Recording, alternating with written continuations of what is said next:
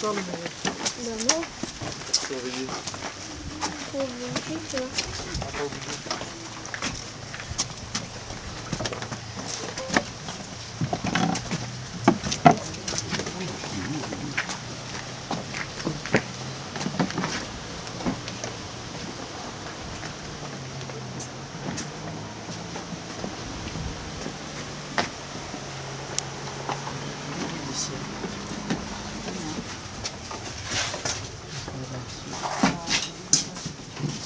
Ça, c'était l'habitation des moines cisterciens.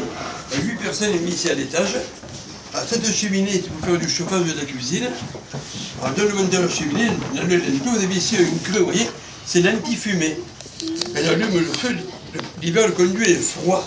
La fumée n'arrive pas à sortir, la fumée descend. Avec tout de ce feu, elle rapproche le conduit. Une fois chaud, ça tire bien. Et si vous avez une cuisson, vous avez un blason. Les 4 demi-siècles, c'est un bon plan qui vient entre chaque génération. Pour bâtir ce moulin, il mettait un siècle. Avant de bâtir un moulin, les premiers moines ont dû venir camper sous le rocher. Avant de bâtir, ils vont être sûrs est-ce qu'il y a de l'eau l'été à cette rivière quand il fait chaud et sec, comme en 2003 ou comme en 2011. Il fallait voir aussi quand il fait de gros orages l'été ici, où l'hiver, la fonte des neiges, il fallait voir remonter le maximum de graines de crue. Il fallait voir si la rivière va geler l'hiver. Où est-ce qu'on pourrait bâtir un moulin?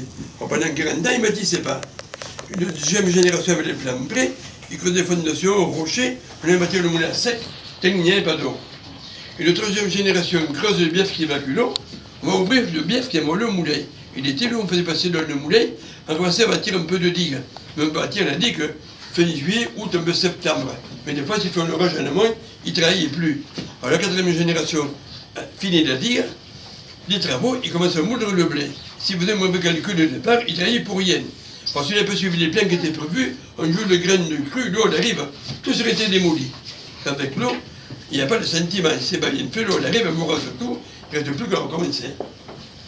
Là, ce sont des coffres à sel, le sel mettait au sec pour bien le conserver, on mettait cailloux du lait, du jaune sous les cendres. On était assis, on se fait les pieds et les mains.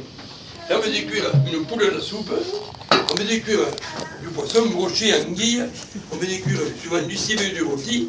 Et à table, on devait goûter la cuisine. Il fallait voir si la cuisine était bon goût, assez cuit, assez salé.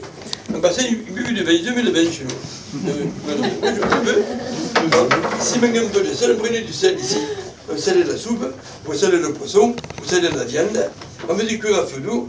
Et donc ce midi, on faisait l'assiette. Alors, le meuble, c'est une salière. Ces 2 pièces-là, c'est le cantou. Ça, c'est la cuisine. Il y a 2 pièces dans une. Alors, vous avez le chauffe-lit, le bassiloir, vous mettez la brette pour chauffer la couverture ici, voyez. Alors, la fontaine pour se laver les mains. Le bois pour faire le fil de laine ici. Vous avez une lampe à huile ici, le calène. Quand de noix et reine, on met l'huile ici, le tige de coton, on s'éclaire.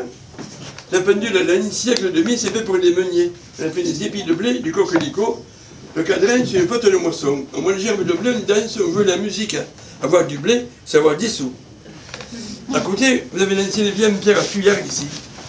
Sur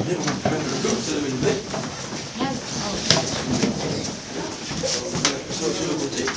Ah oui, le manche doué. On est que sur le dos.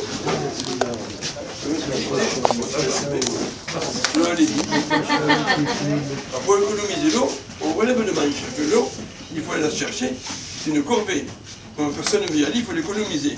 Les cendres de bois, c'est ici, vous frottez les mains, cendres de bois, une fois vous frottez les mains, on appuie, voilà, et là on repart, on va se rincer.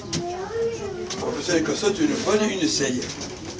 Si il fait froid l'hiver, il faut fermer le trou. Alors, vous voyez, quand on boit de l'eau ici, vous voyez, on remarque le libido ici, vous voyez, parce que l'eau, même, on vite. Je regarde de ce côté ici, vous voyez, c'est plus d'eau, vous voyez, là c'est plus commode là. Là, il faut aller chercher l'eau. Là, elle arrive toute seule. Il n'y a qu'un défaut, c'est qu'il faut payer. C'est-à-dire, on a facture de l'eau, on dit, ouh là, c'est cher l'eau. Mais à l'époque, on disait chercher l'eau par loin, contre le rocher. Mais il fallait y aller. Alors, là, c'est pour moi le café des épices. Un café à épices. Alors, la pièce de côté, elle a un peu d'ouverture. On va jeter un coup d'œil.